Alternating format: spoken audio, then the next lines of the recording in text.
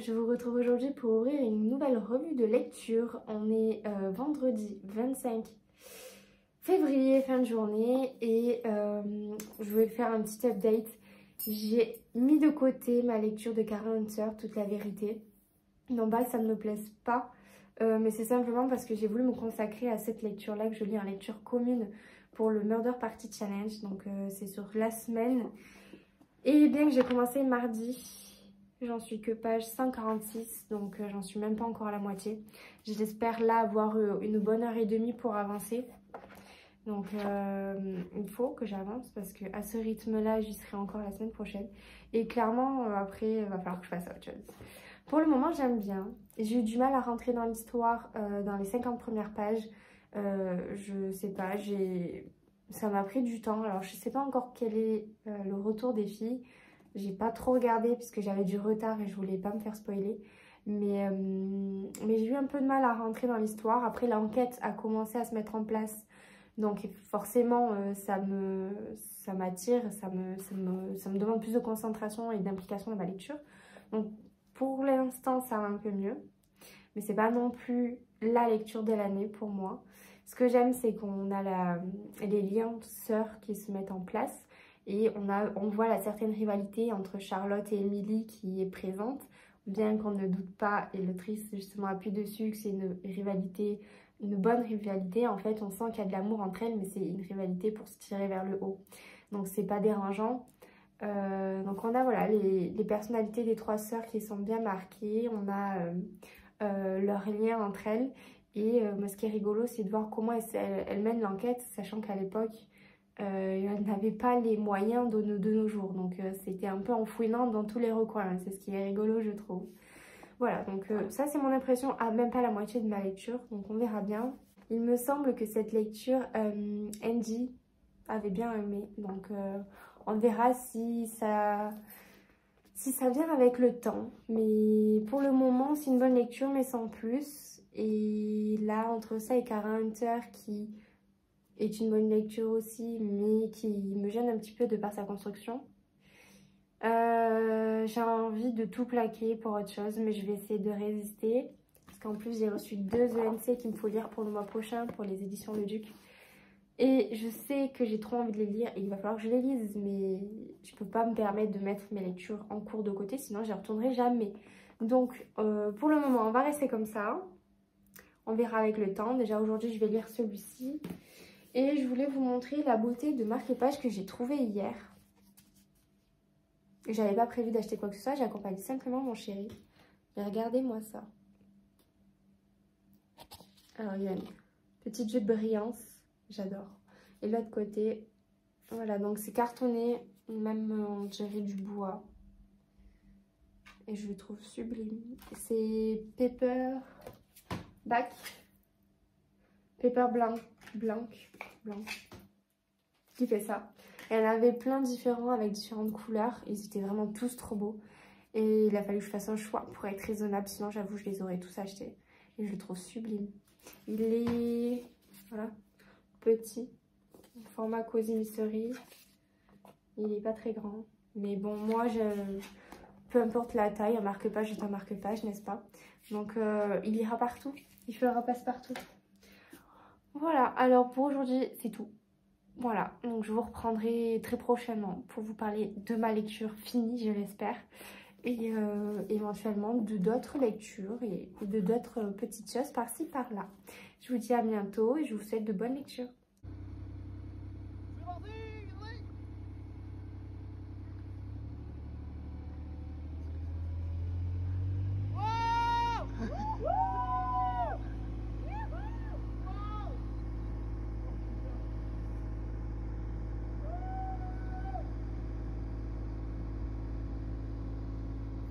Hello, on est mardi 1er mars. J'espère ne pas vous faire tomber car vous êtes posé sur un saladier. Bon, il était là, c'était bien pratique. Surtout que j'ai pas beaucoup de temps pour filmer, mais je voulais vous prendre pour vous parler un petit peu lecture, réception et ben voilà, c'est déjà pas mal. Sachant que je ne vous ai pas pris beaucoup cette semaine, je ne sais pas si ce sera assez complet pour poster là dans les jours qui arrivent ou si j'attendrai un peu plus. Je pense que ça sert à rien de poster pour poster, sachant que S'il n'y a rien de concret à écouter, bon voilà, on verra tout ça et vous verrez très prochainement. Quand je vous ai laissé, je lisais Toute la vérité de Kara Hunter, qui était le tome 5 des enquêtes d'Adam Follet. Je vous ai parlé que j'étais gênée par la construction du livre, le fait qu'il n'y ait pas de chapitre, que tout soit d'un bloc et qu'on change de narrateur en sautant une ligne. Du coup, j'étais assez perdue et c'est toujours le cas. J'ai pas plus avancé que ça. Vous voyez, ça c'est ce que j'ai lu, donc je suis même pas encore à la moitié. C'est vraiment difficile pour moi de me concentrer dans cette lecture, de réussir à la suivre de manière fluide. L'enquête était intéressante, mais vraiment c'est le fait de ne pas avancer parce que je galère tout simplement à suivre et à comprendre ce que je lis. Donc c'est vrai que c'est un peu dommage, surtout que ça se lit, normalement ça je l'aurais déjà fini depuis longtemps. Il y a beaucoup de dialogues, c'est écrit gros. Ce qui est sympa, ce qui change un petit peu, c'est qu'il y a des formes de podcasts, de tout ce qui est appel téléphonique. C'est pas un tel reçoit un appel, nanana. C'est vraiment, on a l'aperçu de son répondeur, enfin par exemple, les messages, vous voyez, c'est sympa, ça change un petit peu. Mais malheureusement, ça ne fait pas tout. Donc, je le finirai, bien sûr, puisque je le lis en partenariat, donc je vais pouvoir faire une critique concrète et complète, surtout. Et donc, on verra ce que ça donnera dans les jours qui viennent. Je ne sais pas si vous avez déjà lu cet auteur, mais dites-moi si c'est quelque chose qui vous a gêné dans certains livres.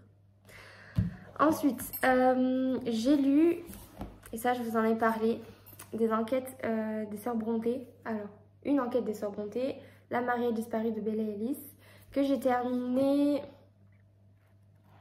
il n'y a pas longtemps. Je sais même pas, je vous en ai peut-être déjà parlé. Ce qui est sympa, c'est vraiment qu'on a cette approche avec les sœurs Brontë, et ça je sais, je vous l'ai déjà dit, de la façon dont elles sont proches, comment elles se tirent la bourre un petit peu au quotidien. C'est très marrant en fait, il y a beaucoup d'humour dans ce livre, c'est ce qui est sympa. L'enquête aussi, c'est sympa, j'ai beaucoup aimé la fin. Alors il y en a beaucoup qui disent il y a certaines de la lecture commune qui n'ont pas forcément accroché tout de suite, ce qui a été mon cas, parce qu'il a fallu que je mette une 50aine de pages pour rentrer dedans. Mais une fois que ça a été fait, ça a été assez fluide finalement. L'enquête m'a portée et j'ai adoré la fin, qui est une jolie fin. Bon, ceci dit, c'est quand même un cozy mystery, donc il y a forcément quelques drames dedans. Mais j'ai adoré la fin, j'ai adoré le dévouement des sœurs pour résoudre cette enquête. Alors qu'à l'époque, on le voit, hein, on l'entend, à l'époque, une femme, déjà, n'a pas son mot à dire sur rien. Et encore moins, voilà, de ne pas être chaperonnée dans ses aventures.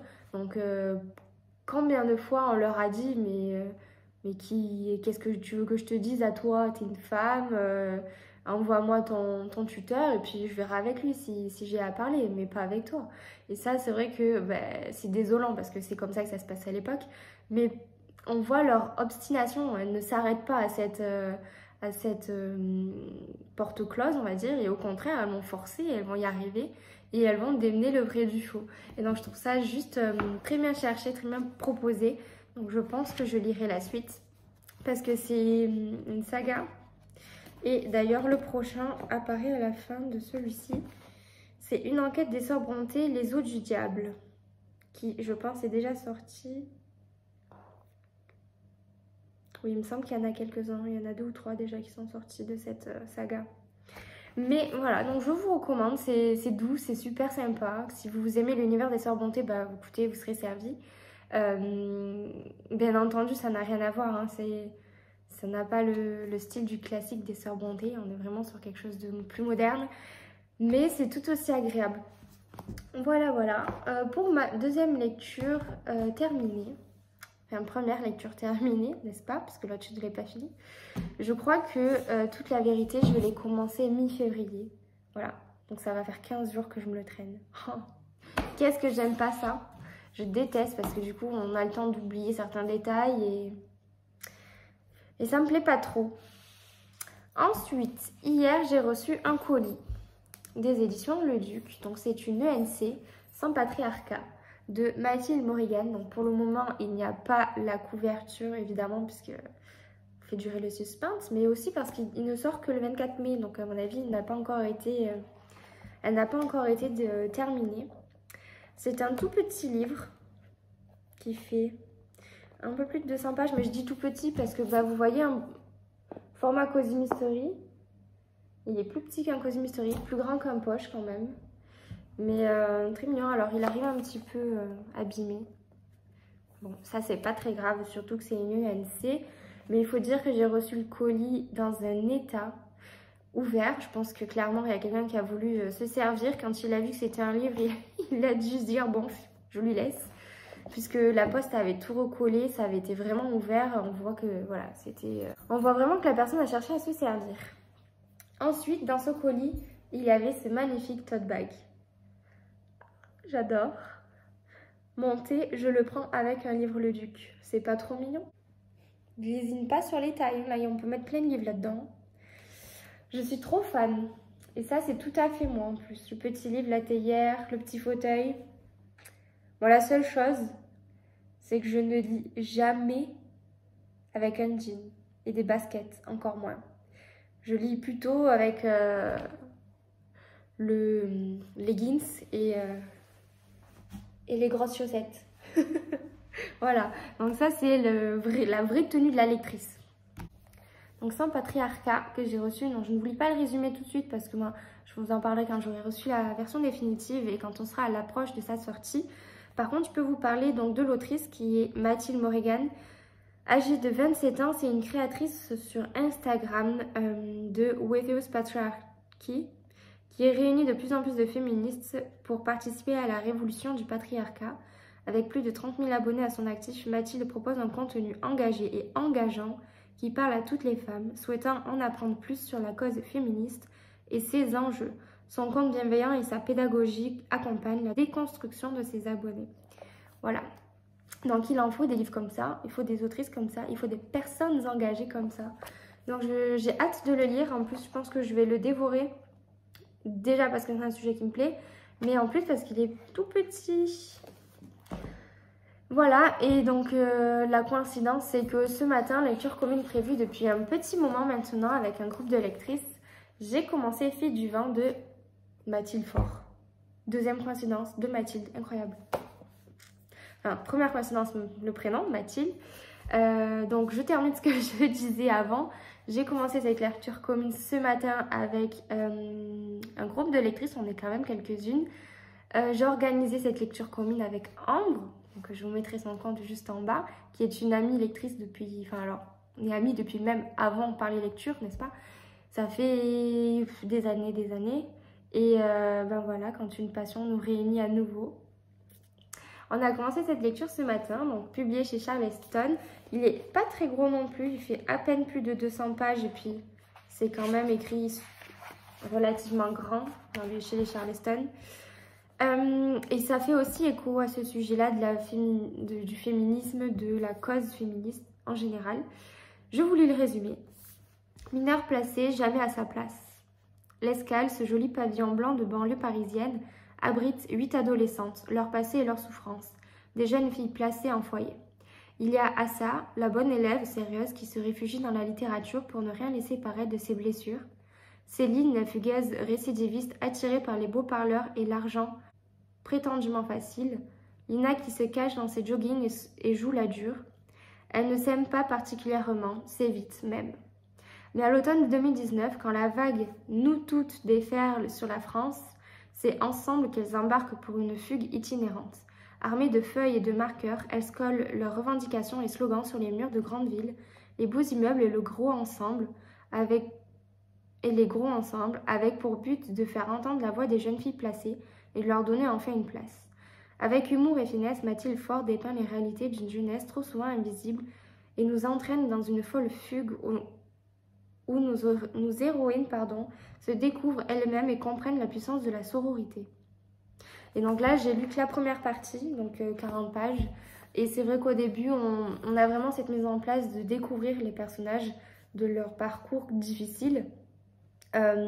Effectivement, voilà, il y en a une qui vraiment qui recherche le conflit, il y en a une qui est plutôt discrète. Voilà, donc on prend connaissance de ces personnalités, mais aussi des personnes qui s'occupent du foyer. Donc, comment ça s'appelle déjà? Les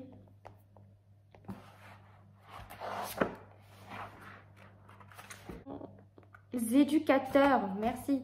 Donc, on prend aussi connaissance des éducateurs qui donc sont dévoués à aider ces jeunes filles pour le coup, qui malgré tout subissent un petit peu leur colère et leur façon de vivre un peu des fois borderline, parce qu'on joue souvent avec les limites. Mais déjà on sent une sorte de profondeur dans ces premières pages. On est vraiment sur un sujet qui est important et qui malgré tout existe pour beaucoup trop de personnes. Au-delà de la violence, ces jeunes filles ont vécu des situations très compliquées. Et moi, là où j'en suis, pour le moment, il n'y en a qu'une des jeunes filles qui a vraiment pris connaissance de ce mouvement de nous toutes, de cette vague nous toutes, pour défendre la cause féministe. Et je ne doute pas que du coup, ça va se répandre entre elles au sein du foyer, puisque pour le moment, elle en a à peine évoqué, mais bon, voilà, comment réagirait une jeune fille, une adolescente de surcroît qui dit ah non, mais moi j'en ai rien à faire, je préfère aller faire un bowling, j'ai d'autres sous, tu vois. Et donc j'ai hâte d'avancer dans cette lecture. Et donc c'est voilà, une lecture qui va, je pense, beaucoup me toucher. On va voir, on verra ce que ça donne dans les jours qui viennent. On se l'est prévu pour la semaine, mais autant vous dire que bon, aujourd'hui je vais travailler, là je vais partir travailler. Mais vu sa petite taille, il est possible que je le finisse au plus tard jeudi. Voilà, mais sachant qu'il faut que j'avance quand même mon autre lecture. Il faut que je la termine un jour ou l'autre. Donc ça, c'était tout pour mes lectures actuelles. J'ai un paquet qui est arrivé en coin relais, mais ça, je vous en parlerai plus tard. Je pense que je vais me dépêcher s'il me reste un peu de temps pour aller les chercher là avant de partir travailler. En attendant, je vous souhaite de bonnes lectures et je vous reprends très vite.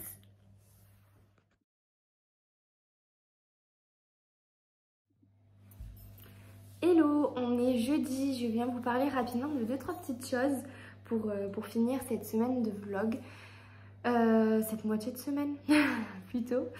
J'ai eu une réception hier que je vous ai partagée en story sur Instagram, que je voulais aussi vous partager par ici rapidement. Il m'a été envoyé d'une amie lectrice.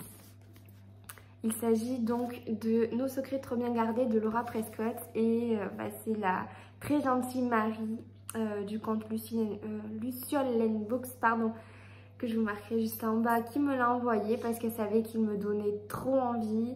J'avais trop envie de le découvrir. C'est un roman historique qu'elle a lu dans le cadre, je crois, du Mass Critique Babelio. Et d'après ce qu'elle dit, il est sympa, mais il a manqué de rythme pour elle. Mais de toute façon, si vous voulez voir son avis, vous n'avez qu'à aller sur sa chaîne, écouter ses derniers vlogs où elle en parle.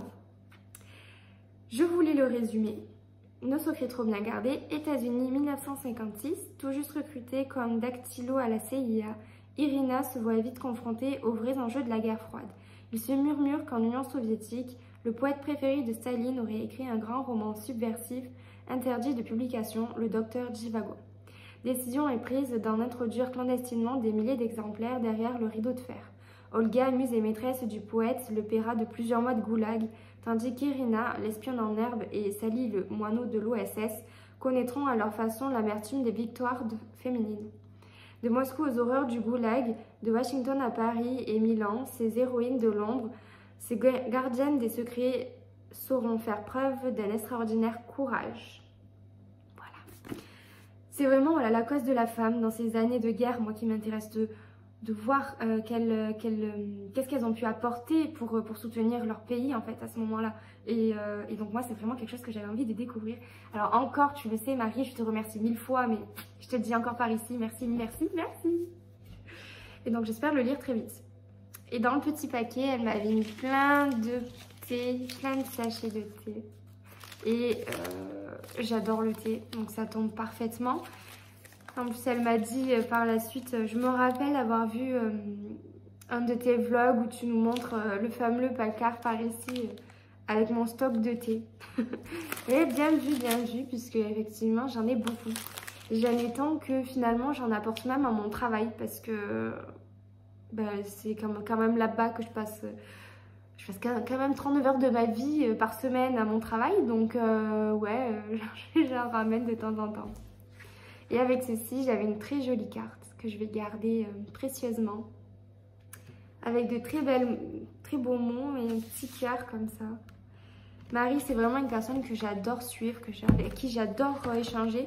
Et puis, même ses lectures me tentent toutes à chaque fois. On a beaucoup de livres qui sont du même style, qui nous plaisent. Et ensuite, je vous en ai pas parlé quand je vous ai dit que j'avais reçu une nouvelle ENC des éditions Le Duc. J'ai eu en format numérique une ENC de l'influenceuse Angeline de Carnet Prune. Vous devez peut-être la connaître. Moi, j'avoue que je ne la connaissais pas. Je l'ai découverte grâce à cette ENC que je n'ai pas encore lue, mais du coup, la curiosité a forcément pris le dessus dès que je l'ai reçue. Et c'est un guide lifestyle sur l'hypersensibilité, le tourbillon des confettis. Et l'hypersensibilité, c'est quelque chose qui est pareil. En fait, ce que j'adore avec cette maison d'édition, c'est que tous les sujets abordés m'intéressent, vraiment tous. Vivre son hypersensibilité au fil des saisons. Je n'ai encore jamais lu à ce sujet et je me suis longtemps demandé comment savoir si on peut se considérer comme quelqu'un d'hypersensible, parce que parfois on peut se dire soi-même que c'est le cas, mais ça n'a rien d'objectif.